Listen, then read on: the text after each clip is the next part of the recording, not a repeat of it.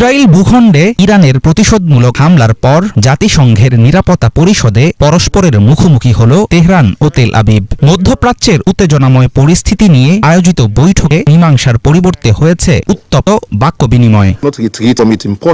নেকড়ের ভয়ে কাদার মতো দেশ নয় ইসরায়েল, বরং তারা সিংহের জাতি। নিজেদের ভবিষ্যৎ নিজেরাই রক্ষা করতে সক্ষম তেল আবিব। জাতিসংঘের বৈঠকে এসব মন্তব্য করেছেন ইসরায়েলি প্রতিনিধি গিলাদ এরদান। ইসরায়েল সেই ছেলে নয় যে নেকড়ের ভয়ে কাঁদতে বসবে। আমরা বছরের পর বছর ধরে ইরানের বিষয়ে সতর্ক করে আসছি, আন্তর্জাতিক সম্প্রদায়কে জাগানোর চেষ্টা করেছি, কিন্তু কোনো লাভ হয়নি। এই আক্রমণ প্রতিটি চূড়ান্ত সীমারেখা অতিক্রম করে ফেলেছে। নিজেদের উপর আক্রমণের প্রতিশোধ নেওয়ার আইনি অধিকার ইসরায়েলের রয়েছে। আমরা ফুটন্ত গরম পানির ব্যাঙ নয়, বরং আমরা সিংহের জাতি। ইসরায়েলের উপর এত ব্যাপক ও সরাসরি আক্রমণের পরে চুপ থাকা সম্ভব না। আমরা নিজেরাই নিজেদের ভবিষ্যৎ রক্ষা করব। দশকের পর দশক ধরে বৈরিতা থাকলেও এবারই প্রথম ইসরায়েলের উপর সরাসরি হামলা চালালো ইরান।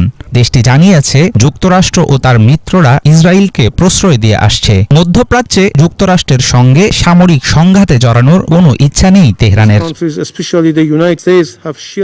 এই দেশগুলো, বিশেষ করে মার্কিন যুক্তরাষ্ট্র, ইসরায়েলকে গাজা গণহত্যার সব রকম দায় থেকে রক্ষা করে আসছে। আমাদের কূটনৈতিক অঙ্গনে ইসরায়েলের সশস্ত্র হামলার বিরুদ্ধে ইরানের আত্মরক্ষার অধিকারকে অস্বীকার করে, অথচ তারা আত্মরক্ষার অজুহাতে অসহায় ফিলিস্তিনি জনগণের বিরুদ্ধে ইসরায়েলি গণহত্যা চালানোর ব্যাপারে নির্লজ্জের মতো সমর্থন দেয়। এই অঞ্চলে মার্কিন যুক্তরাষ্ট্রের সাথে সংঘাতে জড়ানোর কোনো ইচ্ছাই ইরানের নেই। তবে মার্কিন যুক্তরাষ্ট্র যদি ইরানি নাগরিক দেশের নিরাপত্তা এবং স্বার্থের বিরুদ্ধে সামরিক অভিযান শুরু করে, তাহলে নিজেদের রক্ষার অধিকারে ইরানও উচিত জবাব দেবে।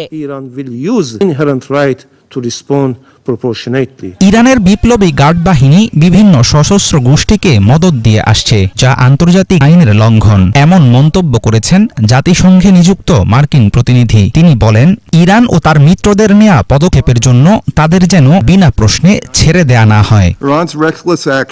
ইরানের এসব বেপরোয়া পদক্ষেপগুলো কেবল ইসরায়েলের জনগণের জন্যই হুমকি নয়, বরং জর্ডান ও ইরাক সহ এই অঞ্চলে জাতিসংঘের সদস্য দেশগুলোর জন্যও হুমকি তৈরি করেছে।